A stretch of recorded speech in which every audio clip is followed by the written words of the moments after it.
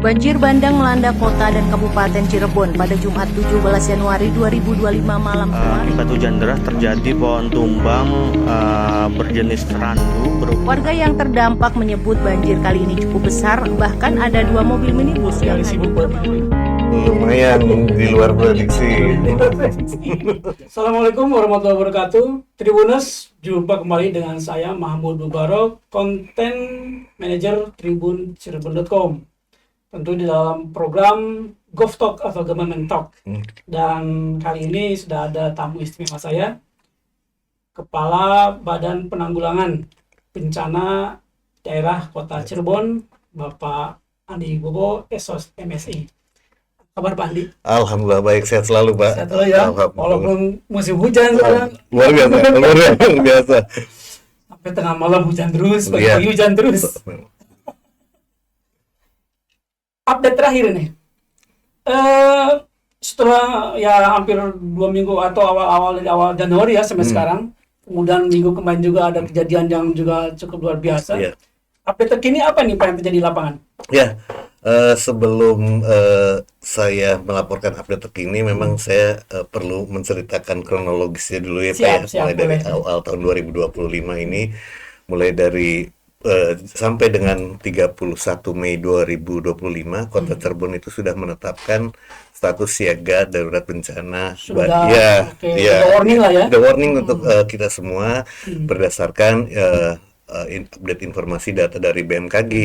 Dan memang secara umum di Provinsi Jawa Barat juga sudah menetapkan, dan seluruh kota kabupaten di Jawa Barat juga sudah menetapkan, termasuk di Kota Cirebon sampai dengan 31 Mei. Berarti 5 bulan Iya, 5 bulan ke depan nih kita memang harus siaga Mas ya, dalam kondisi potensi bencana mulai dari banjir bandang, banjir rob, kemudian tanah longsor, ya lebih ke bencana hidrometeorologi basah ya.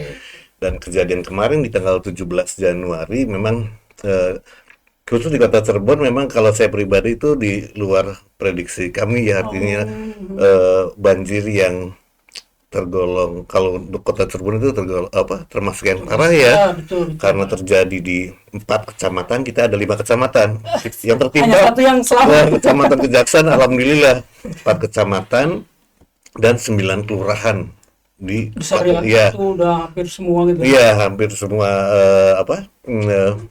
daerah ya yang dilalui Sungai Suba itu tertimpa, dan ketinggiannya itu hampir 1,5 meter Pak, 1,5 meter ya. Dan memang di tanggal 17 Januari itu informasi dari teman-teman dari BMKG, memang intensitas curah hujan itu sangat ekstrim. Dan fenomenanya adalah curah hujan ekstrim itu terjadi 13 tahun yang lalu pernah terjadi. Jadi pernah terjadi seperti pengulangan ya, 13 tahun yang lalu, dan terjadi lagi pada saat tanggal 17 Januari.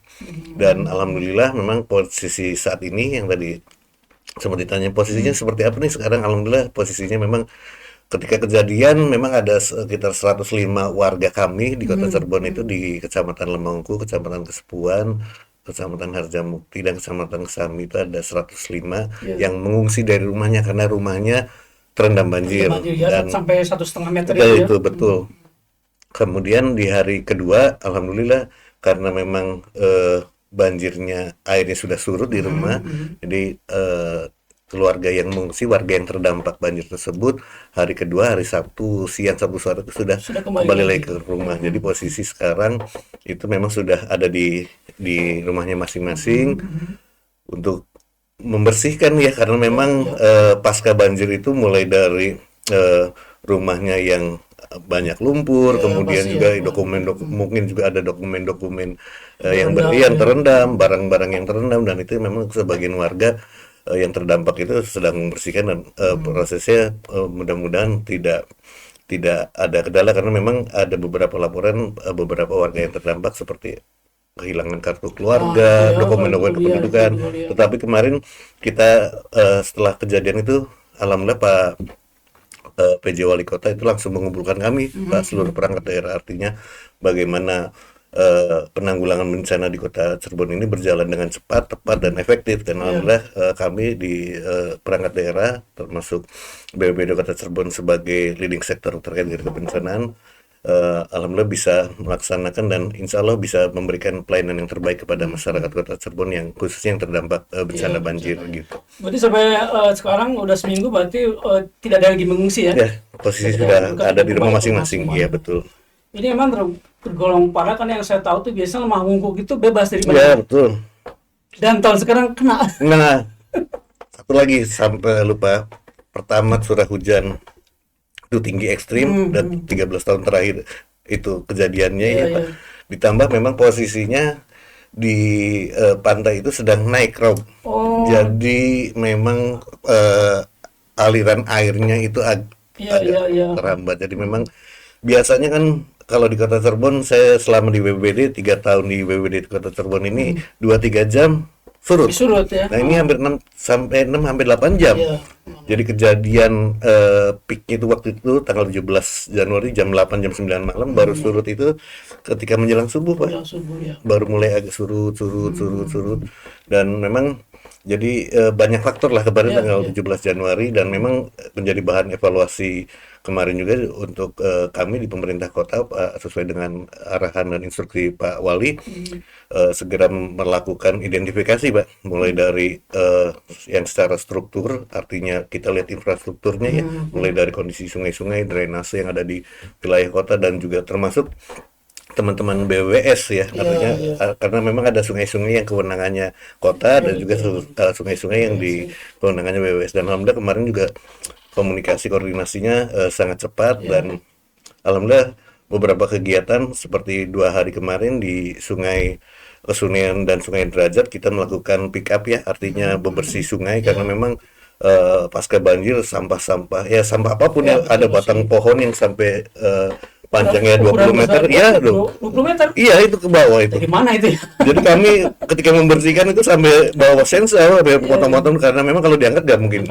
akan mungkin. Jadi dipotong-potong kecil dan alhamdulillah sudah dilaksanakan dan sekarang juga teman-teman pemadam kebakaran itu sedang melakukan pembersihannya itu karena dampak banjir itu membawa lumpur ke rumah-rumah warga, ke jalan, karena memang yang terdampak itu rata-rata pemukiman padat penduduk, Pak. Jadi memang jalan-jalan warga itu tertutup lumpur. Jadi teman-teman damkar itu melakukan penyemprotan, pembersihan dan itu yang sedang dilakukan dan sudah 4 hari terakhir ini sedang melakukan pembersihan di wilayah-wilayah terdampak.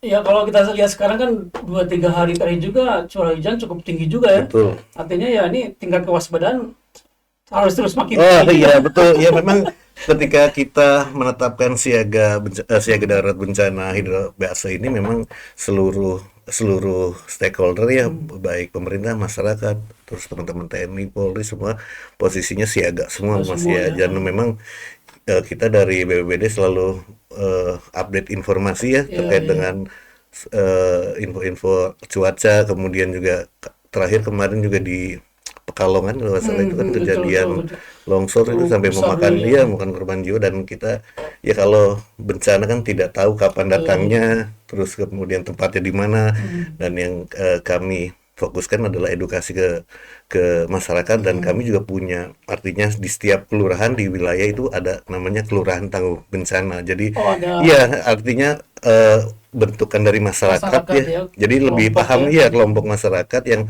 justru menjadi trigger di wilayahnya karena lebih paham dan lebih tahu karakteristik wilayahnya masing-masing dan itu yang menjadi modal kami untuk bisa memitigasi terkait dengan ancaman potensi bencana khususnya banjir ya ada di Kota Cirebon. Kalau Cirebon itu apa aja sih Pak selain banjir lalu dan rob? Potensi lainnya apa ya untuk ancaman bencana? Bencananya di Cirebon selain banjir itu cuaca ekstrim ya. Kami dari tanggal 1 Januari sampai 9 Januari itu kami melakukan menerima laporan terkait dengan pohon tumbang. Jadi sehari sekali. Sehari sekali ya, pohon tumbang karena cuaca ekstrim, ada beberapa rumah juga yang rubuh karena bisa jadi karena tertimpa pohon atau memang kondisi rumahnya karena anginnya cuacanya ekstrim ya kencang itu rubuh. Dan di Januari ini memang sudah apa ya artinya untuk cuaca ekstrim ini menjadi salah satu concern kami juga gitu ya. Memang selain itu di Kota Cirebon kalau bicara bencana ada potensi juga bicara kekeringan Pak. Oh, Kekeringan kekeringan. ada di wilayah Kelurahan Argasunya kemarin di akhir 2024, hanya satu wilayah memang di Kelurahan Argasunya yang menjadi prioritas kami. Itu mulai dari bulan Juli sampai September itu kami di pemerintah Kota Cirebon itu mendistribusikan hampir 250.000 liter untuk liter. warga Argasunya aja. warga Kelurahan Argasunya. Hampir 90% ada di wilayah kelurahan lain, tapi memang masih di Kecamatan Harjamukti Iya. yang dekat-dekat di Kelurahan Argasunya. Cuma 90% itu fokusnya ke Kelurahan Argasunya. Ditambah memang ancaman terkait dengan kebakaran lahan. Nah, di 2022 kan kita mengalami kebakaran lahan TPA Kopi Luhur, Kopi Pak. Luhur, ya. Iya, luasan hampir 6 hektar. Kemudian yang terbakar itu 3,5 hektar dan itu penanganannya hampir 10 hari, hampir 2 minggu. Dan itu dampaknya karena memang kalau kebakaran lahan itu kan asap ya dan Ya. warga sekitar itu yang terdampak, makanya itu yang menjadi concern kami juga dengan teman-teman pemadam kebakaran terkait dengan potensi ancaman bencana yang ada di wilayah Kota Cirebon. Dan ditambah lagi memang walaupun mudah-mudahan tidak terjadi ya, cuma memang trennya gempa bumi dan pergerakan tanah ini sudah mulai sering, udah mulai sering khususnya di Provinsi Jawa Barat ya. Kemarin di Kota Bogor walaupun skala Richternya masih tergolong kecil ya 2,7 dan 2,6 itu, tapi kan menjadi alert buat kita, menjadi atensi buat kita yang ada di daerah untuk bisa ya minimalnya itu memitigasi dan mengedukasi ke warga gitu Pak, harus berbuat apa ketika memang bencana itu hadir di tengah-tengah kita dan melakukan langkah-langkah apa agar kita ya minimal dampak dari bencana tersebut kita bisa minimalisir Pak itu. Karena memang kalau sudah bicara bencana ya harus kita hadapi, tidak bisa kita Tidak bisa ditolak. tidak bisa ditolak, itu sudah datang sudah gimana? nah itu tinggal kita bekali Pak. Makanya kita melakukan di BPBD ada program namanya sosialisasi edukasi terkait dengan kebencanaan, mulai dari tingkat pendidikan ada satuan sekolah satuan pendidikan aman bencana, kemudian di gedung-gedung perkantoran yang apalagi yang memiliki Berapa lantai gitu ya. nah itu menjadi agenda rutin kami untuk melakukan edukasi. Itu salah satu langkah Itu kami. dalam sebulan berapa kali Pak sosialisasi tentang Nah, bulan ini aja ada 2 sekolah yang sudah ke kami. Dan kemarin kalau bicara data di 2024 kita sudah melakukan 43 di satuan pendidikan, kemudian di perkantoran swasta di gedung itu hampir 60. Jadi memang tinggi juga Pak. Memang kalau sekarang terkait dengan kebencanaan itu kebutuhan yang utama ya, artinya terkait dengan pengetahuan kita terkait dengan kebencanaan, karena memang trennya ya itu lagi-lagi apalagi kalau berbicara kejadian di luar negeri ketika di Amerika ada kebakaran kebakaran yang hebat. Nah itu makanya menjadi ya tidak hanya di Indonesia, apalagi kalau di Indonesia jenis kebencananya lebih banyak lagi gitu. Jadi untuk sekolah itu ada semacam sosialisasi atau ada program sekolah itu namanya tanggap bencana atau siaga bencana? Itu ada. Jadi memang kalau di lingkup kewilayahannya kelurahan kecamatan kita bentuk kelurahan tangguh bencana, terus kecamatan tangguh bencana, dan di lingkup keluarga juga kita bentuk keluarga tangguh bencana. Sampai ke betul. Dan kalau misalnya di tempat-tempat lain, misalnya di di tempat-tempat seperti perhotelan, rumah sakit juga sama Pak. Kita juga melakukan, karena tidak hanya sosialisasi dan edukasi, kita melakukan simulasi. Langsung. Jadi kita simulasi gimana ketika bencana ketika gempa ada di gedung kita nih, harus apa yang dilakukan melindungi kepala, kemudian makanya sangat penting ketika harus ada jalur evakuasi itu buat mengguiden kita, untuk ke titik aman di wilayah kita tuh di mana. Itu yang perlu. Seperti sekarang banjir juga kita edukasi ke warga, kita ada namanya tempat evakuasi sementara, ada namanya tempat evakuasi akhir. Artinya warga yang terdampak itu sudah tahu harus kemana. Ya itu minimal kami sampaikan ke teman-teman kelurahan dan kecamatan, tempat kantor kelurahan dan kecamatan adalah sebagai tempat untuk keluarga terdampak ketika ada bencana. Kemarin banjir ya di kelurahan, ada yang di kecamatan, ada yang di musola-musola yang memang di wilayahnya aman dari banjir, nah di musola itu. Dan itu di semua kelurahan sudah ada apa yang disebut kelurahan tanggul bencana semua ya? 2025 ini 12 kelurahan yang dianggap prioritas karena memang gitu betul ya? Karena memang kita lihat historinya kelurahan-kelurahan yang sering terjadi bencana itu. Nah itu biasanya apakah di sana tuh ada relawan secara khusus gitu di kelurahan tersebut atau bagaimana? Iya, jadi memang kalau di kelurahan itu memang kalau kami di lapangan pertama kalau berbicara kebencanaan itu tidak bisa bergerak sendiri, semua harus bersama ya.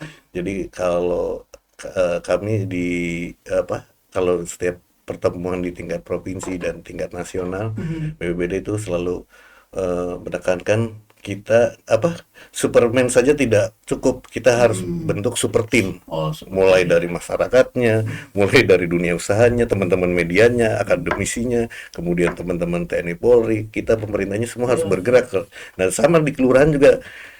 Kami ada relawan-relawan Pak, mulai dari misalnya relawan dari tingkat kelurahan, kemudian juga ada organisasi-organisasi kemasyarakatan, kemudian seperti Pramuka, PMI itu semua bergerak Pak, semua membantu, dan alhamdulillah di Kota Cirebon pola kolaborasinya sudah, sinergitasnya sudah sangat oke. Jadi sangat membantu kami untuk melakukan kegiatan di lapangan. Ya tentunya kalau melihat dari sisi jumlah kelurahan kan hanya 5 kelurahan, jadi secara 5 kecamatan ya. tadi. Jadi secara untuk koordinasi lebih mudah betul. lebih mudah kan. Betul. Kemudian juga untuk sosialisasi juga penjadwalannya akan lebih cepat betul. Karena hanya 5 kecamatan. Betul. Dan tentu ini jadi sebuah kerjaan berat sebetulnya karena kadang-kadang kan suka lupa ya. Kita mungkin udah biasa sekali simulasi kesananya lupa. Sehingga harus dilakukan terus-menerus. Betul. Dan ini memang program rutin untuk program rutin dan program prioritas kami, karena memang kalau di tahap kebencanaan kan ada namanya prabencana, kemudian ada tanggap darurat dan pasca bencana. Justru yang perlu kita masifkan adalah ketika di prabencana, yaitu sosialisasi edukasi, kemudian juga terkait dengan peningkatan kapasitas sumber dayanya, kemudian penyediaan sarana prasarananya, itu yang perlu kita prioritaskan. Kalau udah berbicara tanggap darurat atau kejadian pas bencananya, memang mau tidak mau kita sudah harus melakukan sesuai dengan SOP yang sudah berlaku. Kota Cirebon kan dilewati beberapa kali atau sungai, betul. Dan ini menjadi salah satu faktor penyebab juga ya. Iya betul. Ketika hujan deras, kemudian di hulu, ya ini kadang-kadang suka menyalahkan ikutnya dari sana tuh. Iya, makanya apa yang perlu kita sama-sama pahami ya, karena memang tidak bisa kita menyalahkan daerah lain karena memang siapa sih yang mau ya kan. Makanya kemarin juga salah satu evaluasi kami, Pak Wali juga menyampaikan kita memang belum ada early warning system. Dan ketika berbicara early warning system, betul Mas, harus berbicara dari hulu sampai hilir. Nah, ketika berbicara hujan itu kita ada aliran sungai yang tadi Mas sampaikan, aliran sungai itu kita harus berbicara di kota kabupaten lainnya, Kabupaten Kuningan, Kabupaten Cirebon, baru kota Cirebon sebagai daerah hilirnya, sebagai daerah akhir ketika air sampai dengan masuk ke pantai. Nah, kita memang ketika berbicara kebencanaan, early warning system ini harus terintegrasi ketiga kota kabupaten. Tidak bisa hanya kota Cirebon yang memiliki atau kabupaten kota yang lain memiliki, harus tiga-tiganya. Dan itu menjadi report kami ke Provinsi Jawa Barat bahwa terkait dengan early warning system ini kita harus berbicaranya kewilayahan, wilayah secara luas, tidak hanya berbicara kota kabupaten sendiri-sendiri. Harus terintegrasi, dan itu mudah-mudahan di 2025 ini karena memang kejadiannya juga sudah menjadi atensi tingkat provinsi dan nasional, mudah-mudahan itu bisa dilaksanakan di 2025 ini. siaga bencana masih 5 bulan lagi gitu. Iya. Dan tentu ya kita tidak berharap sih ya. Iya. Tapi kan melihat dari tren cuaca yang terus ekstrim gitu kan, artinya suatu waktu bisa terjadi dan bisa kapanpun. Iya, betul. Nah ini kemudian bagaimana menyiagakan warga ini lah, supaya mereka selain tadi sosialisasi, supaya mereka juga aware dengan cuaca yang buruk. Kalau misalnya cuaca buruk ya nggak usah bepergian lah. Iya, Ini bagaimana caranya mengatur? Ya, memang betul, PR bersama ya memang terkait dengan kita masih ada siaga bencana darurat ini sampai dengan Mei 2025, dan betul menjadi fokus kami terkait dengan edukasi terkait dengan kebencanaan ini kepada seluruh masyarakat, khususnya di Kota Cirebon ya.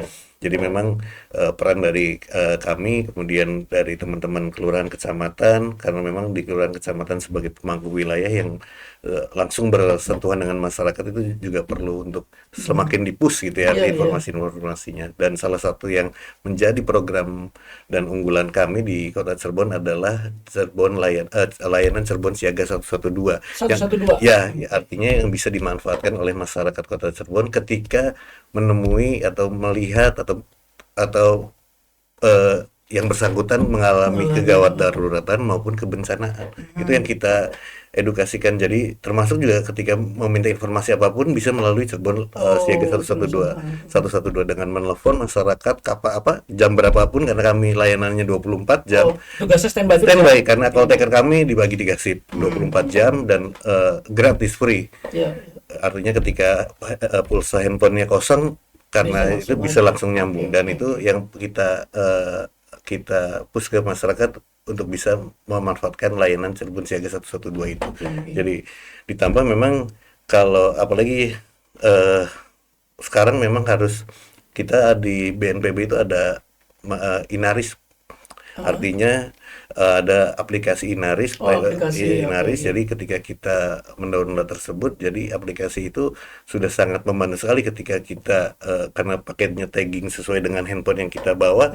Ketika kita berpindah ke tempat lain, nanti aplikasi akan memberi informasi daerah ini rawan banjir, daerah ini rawan misalnya rawan gempa bumi, dan memitigasinya juga sudah ada di situ. Jadi sangat komplit sekali, dan informasi-informasi kebencanaan di daerah lain juga ada, dan itu memang harus kita sampaikan ke warga, ke seluruh masyarakat. Jadi memang ada banyak hal yang bisa kita gunakan untuk bisa melakukan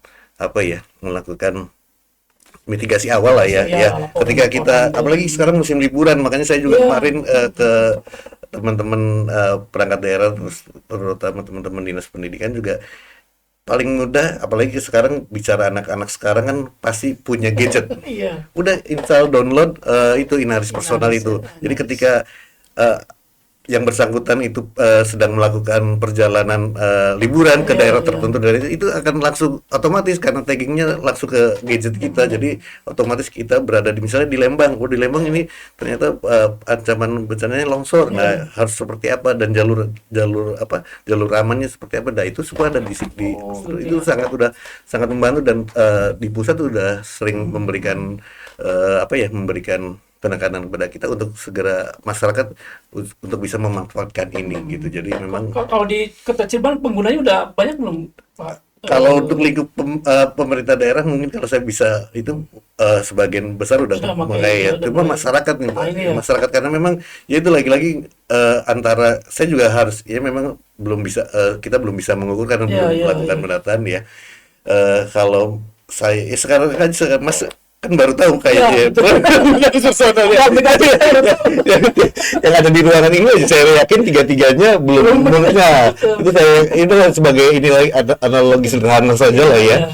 Berarti kan lingkup lebih luasnya nggak jauh beda kalau saya lihat juga. Jadi memang makanya saya ketika mendapatkan ada kesempatan di media seperti saat ini, saya akan sangat senang sekaligus saya akan menginformasikan hal-hal yang memang justru sangat bermanfaat untuk kita gitu tuh, menjadi proteksi kita di awal ketika kita berbicara kebencanaan. Apalagi kalau misalnya kitanya hobi traveling ya, suka jalan-jalan kemana, dan itu aplikasinya udah mobile sekali, jadi memang udah sangat membantu sekali gitu. Jadi warga kalau yang menemukan mengalami kejadian bisa langsung lapor ke 112 betul. ya. 112 itu standby 24 jam Betul. ya. Kemudian Gratis. mengetahui dan gratis ya. Ya. Jadi kadang-kadang kan suka kalau telepon ini berbayar apa enggak? Nah, betul. Ini kayaknya kenal, ini kuota ini atas gitu kan. Ya, betul. Ini gratis. Gratis. 112. Kemudian juga bisa mendownload ya. Ya, Inaris Personal. Inaris Personal. Betul. Jadi ini yang bisa memberikan informasi Iya. terkait potensi bencana di satu daerah. Jadi ketika kita sedang bepergian, baik itu di Cirebon atau sekitarnya, itu akan ada Ya, informasi ya, betul. yang menyampaikan bahwa daerah tersebut memiliki potensi bencana atau dan kemudian bagaimana Iya, mitigasinya Iya, ya. betul. Ini bagus juga dan saya baru tahu. Kalau gitu saya nanti Ya, apalagi kalau saya kan bicaranya ya itu apalagi dengan potensi bencana yang sekarang kita hadapi ya, sudah menjadi kewajiban atau suatu hal yang pokok yang harus kita miliki justru. Iya. Karena karena sangat membantu kalau saya di teman-teman di BPBD, teman-teman pasti sudah ketika kita ada tugas ke luar kota atau ada traveling kemana, pasti lihat Pak ini daerahnya gini, pasti itu menjadi gitu, guide iya. info awal kami gitu. Siap, terima kasih banyak. Kalau saya sih di handphone tuh baru aplikasi yang untuk cuaca aja. Gitu. Nah, ya Daily, informasi gitu kan. cuaca juga nggak bagus juga. Cuma memang kalau Inaris Personal itu justru dibutuhkan secara personal karena ketika kita melakukan pergerakan di daerah mana itu akan langsung mapping yang di daerah Anda sekarang tempati itu daerahnya rawan banjir loh dan harus seperti ini loh ketika nanti ada banjir. Dan nanti historinya juga nanti di situ lengkap Pak. Sangat lengkap. Terima kasih banyak ini.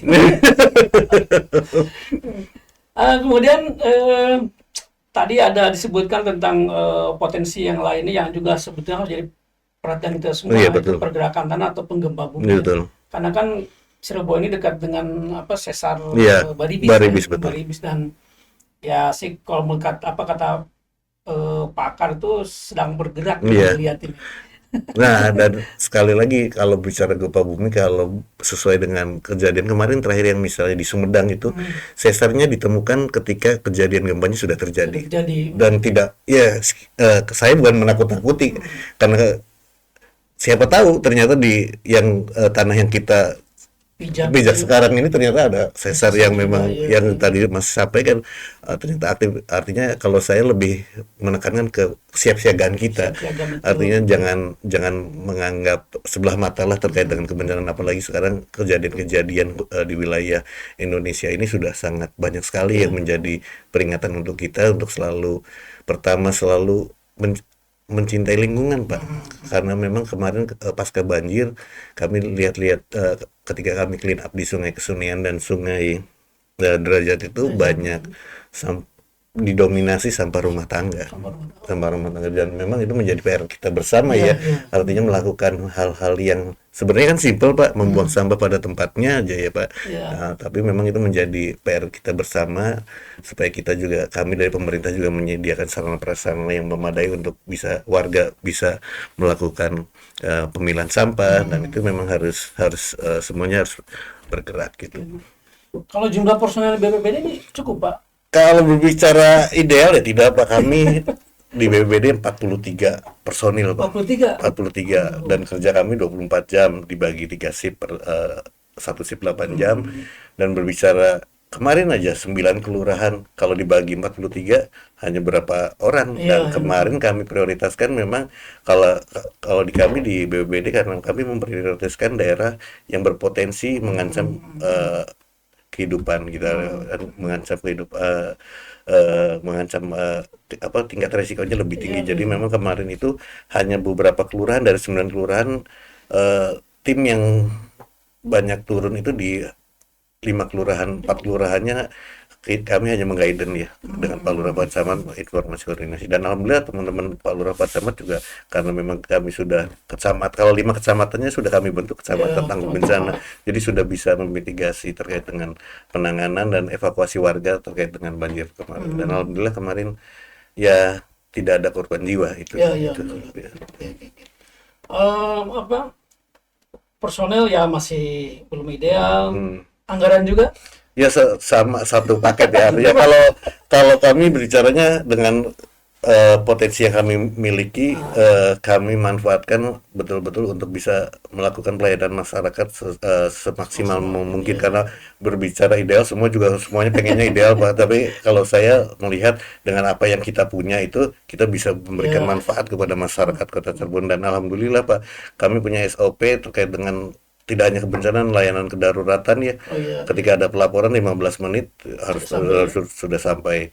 Dan kemarin pohon tumbang ya itu yang menjadi primadona awal bulan sampai ini adalah kejadian pohon tumbang. Iya. Dan ya kalau di tengah kota kan pohon di kita lumayan banyak. Iya, lumayan banyak. Betul, Betul sekali. Dan ya terakhir kemarin di komplek Stadion Bima, kemudian di daerah Perum, tadi malam di daerah Perum Raja Wali, dan ya memang banyak sih Pak, memang ya sudah menjadi kewajiban kami lah ya untuk melakukan penanganan, dan alhamdulillah kan tidak hanya kami saja, ada teman-teman dari DPRKP, kemudian ada teman-teman dari Damkar yang saling support Pak dengan kegiatan ini.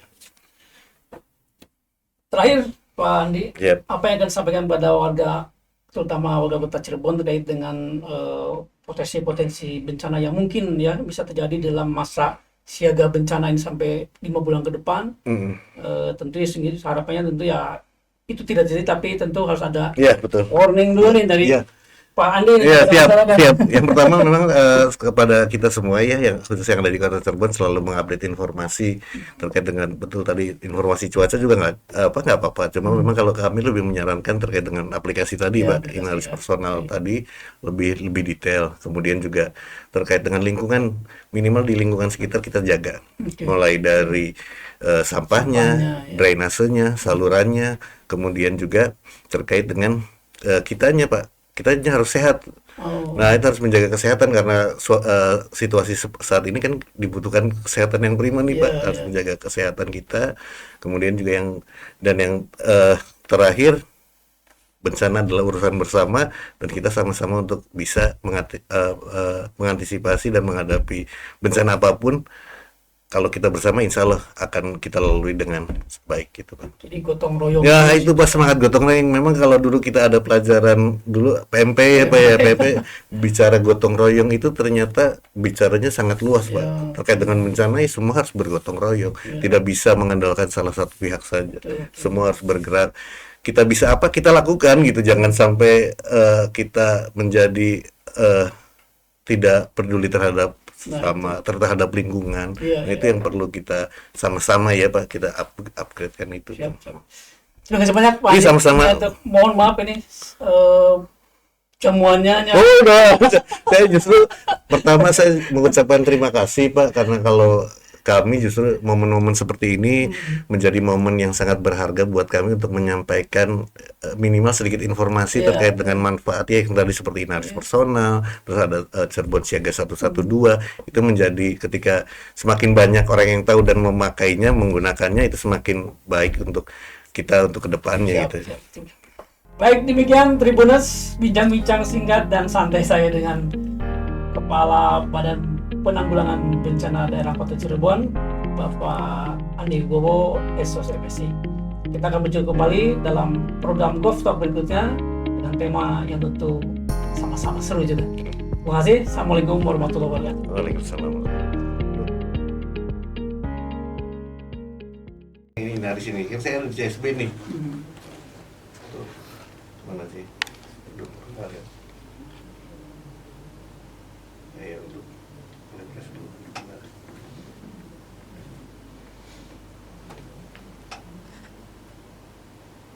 Ini info bahaya. Oh, langsung Berikut informasi bahaya bencana yang ada tuh, banjir. Lihat mitigasi. Jadi Bapak misalnya sekarang pindah ke Lembang, dia akan sesuai dengan tagging lokasi handphone ini.